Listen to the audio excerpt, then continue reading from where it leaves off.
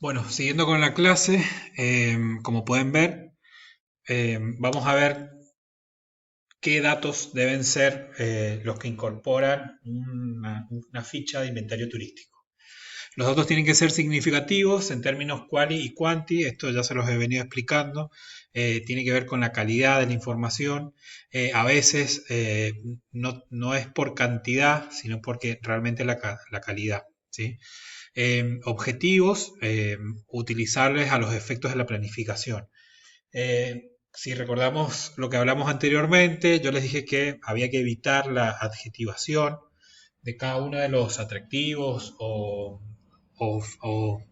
la planta turística en general, los componentes, justamente que sirvieran para identificar luego a la hora de planificar un espacio turístico con qué contamos, ¿sí? Eh, y que evitáramos lo de la adjetivación para no confundirnos a la hora de identificar una zona como potencial o las falencias que puedan llegar a encontrar o en lo que hay que invertir para poner en valor, ¿sí? Obtenibles, es decir, aquellos que se accede a la información con facilidad. También les dije que a veces armar una ficha de inventario se hace complejo a la hora de obtener realmente la información. Hay lugares donde la información está un poco no escondida, pero de difícil acceso.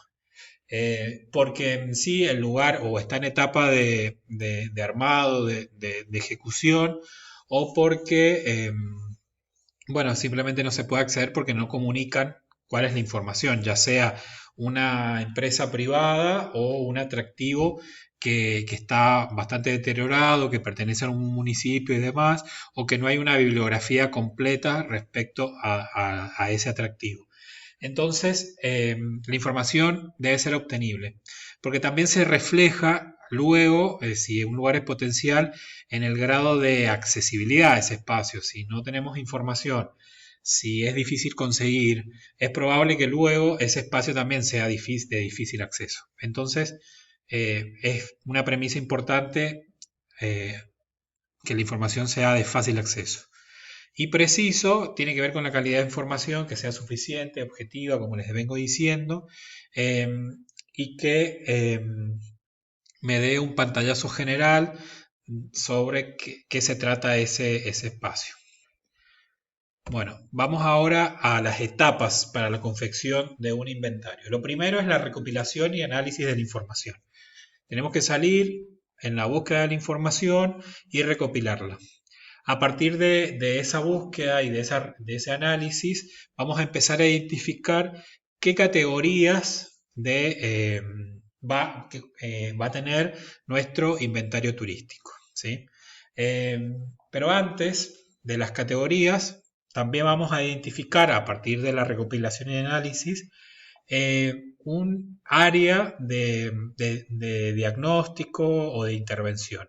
Y acá viene un poco lo que vimos en la unidad pasada, que tenía que ver con el análisis de un espacio turístico y la estructuración de ese espacio. Si nos vamos a enfocar a una zona turística general, como puede ser la región turística de Cuyo, la provincia de Mendoza o la región de la zona este o tierras del este, como dicen ahora. O si dentro de una gran región vamos a identificar un área turística o si la división, que es generalmente lo que sucede, o la recopilación, perdón, que es generalmente lo que sucede, es a nivel de unidades territoriales que pueden ser los municipios, ¿sí? Eh, entonces vamos a hacer un inventario de un municipio turístico por más que estén inmersos en un área turística o en una región. Cuando el inventario lo hace el gobierno provincial o el organismo oficial de turismo de una provincia, generalmente los inventarios son por regiones turísticas y están incluidas los municipios que participan en esa región. Pero también es importante tener en cuenta que los inventarios por unidad territorial, municipal, es muy interesante de conocer porque vamos a ver en un reflejo concreto, en este caso en la herramienta del inventario, cuál es la potencialidad de ese municipio, qué es lo que le falta, qué tiene, qué no tiene, qué se puede mejorar, qué actividades turísticas existen. Entonces está bueno que los inventarios sean de tipo de jurisdicciones municipales. Bien. ¿Cuáles son las partes fundamentales de un inventario? Bien, como dije recién, el hecho de salir a explorar y recopilar información me va a llevar a luego identificar cuáles son las categorías. Generalmente hay 4 categorías. Una de ellas es la de patrimonio turístico, que son los atractivos, la planta, la infraestructura y las actividades turísticas. ¿Por qué les digo esto? Porque también hay inventarios de información no turística que hemos estado viendo durante toda la clase, que tenía que ver con lugares de salud, de seguridad, de comercios, pero no comercios ligados al turismo como artesanía, sino comercios como shopping y demás, que también es información que requieren nuestros visitantes. Entonces va a haber un inventario a nivel de patrimonio turístico y también puede llegar a existir un inventario a nivel de información no turística en las categorías que nosotros, en la medida que tengamos ese tipo de acceso a esa información.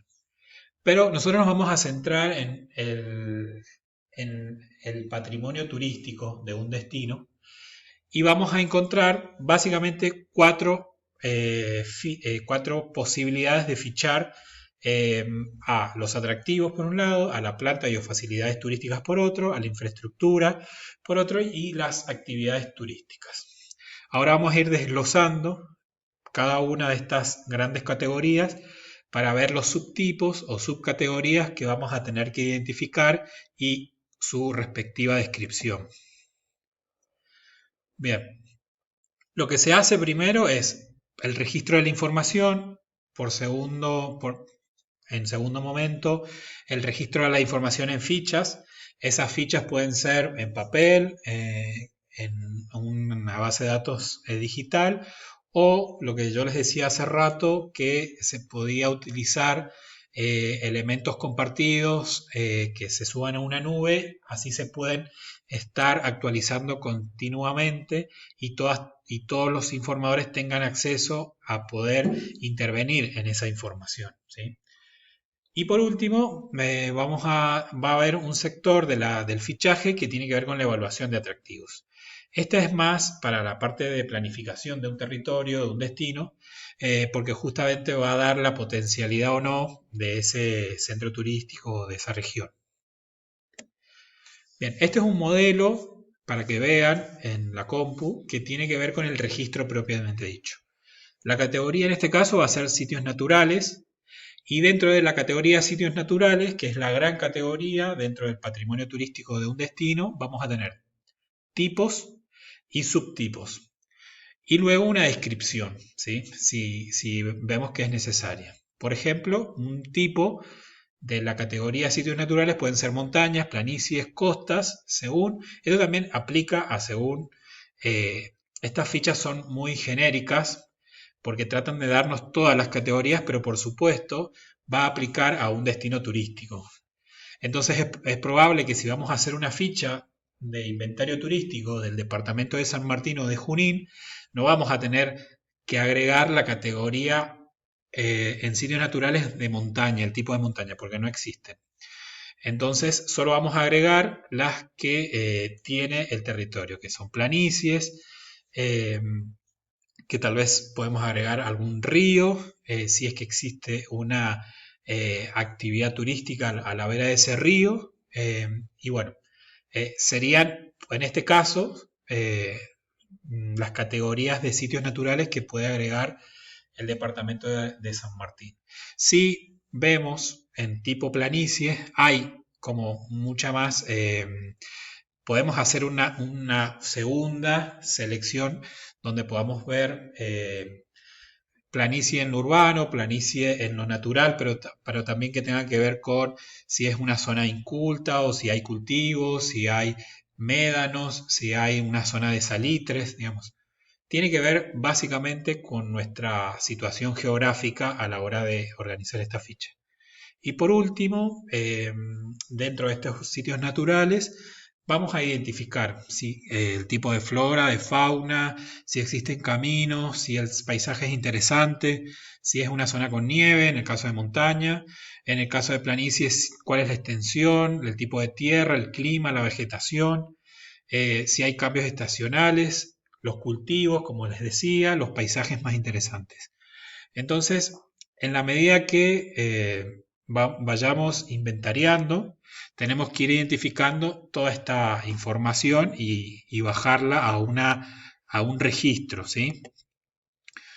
¿Qué es lo segundo que viene? Esa era la parte de la recopilación y ahora viene el fichaje propiamente dicho. Entonces, hay que categorizarlo, un tipo, un subtipo, las características de ese lugar y todos los elementos que nosotros creamos necesarios a la hora de nutrir esa ficha. Por ejemplo, podemos conocer de una reserva natural que está ubicada en un paraje un poco alejado de un municipio, de un departamento, pero también, o sea, puede ser un paisaje muy interesante, por la flora, por la fauna, por la geomorfología del lugar, pero resulta que solo podemos acceder en vehículos especiales o, no sé, de a caballo o en 4x4. Esa información tal vez es mucho más importante o similar en importancia que el hecho de conocer la flora, la fauna y demás. Porque si nosotros le damos a un turista o a alguien que quiere saber cuál es el inventario turístico que tiene un municipio y se lleva esa información, entonces a partir de ahí decide emprender un negocio turístico en esa zona de paisaje que llama la atención, resulta que luego se va a dar cuenta que el lugar es inaccesible. O sea, es un ejemplo un poco extremo, pero para que vean que todo lo que podamos agregar respecto de información precisa, objetiva, que haga a ese tipo de fichaje que estamos haciendo, va a servir. Eh, bueno, esto es a modo solamente comentarios, las fichas se hacen por triplicado, se deben clasificar por categorías, división política, áreas turísticas y demás.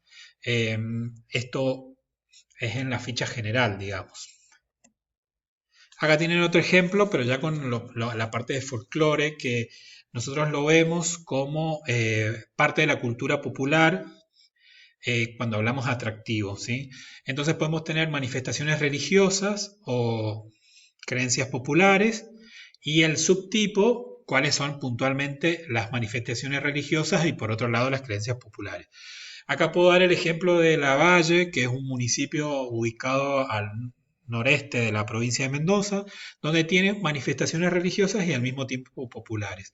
Podemos encontrar un espacio religioso como la Asunción, que es un pueblo en el medio de la valla, en el desierto, con fechas puntuales de actividades religiosas en honor a su Virgen, pero también creencias populares en la misma zona que tengan que ver con leyendas o que tengan que ver con algún elemento que para la gente del pueblo sea una creencia popular que se ha mantenido en el tiempo y que al mismo tiempo se pueda llegar a convertir en en un atractivo turístico en sí.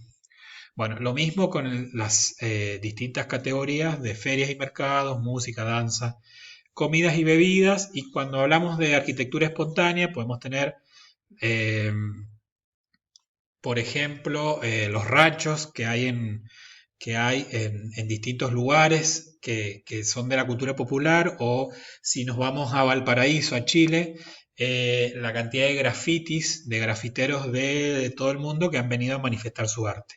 Eso tiene que ver con arquitectura espontánea y popular.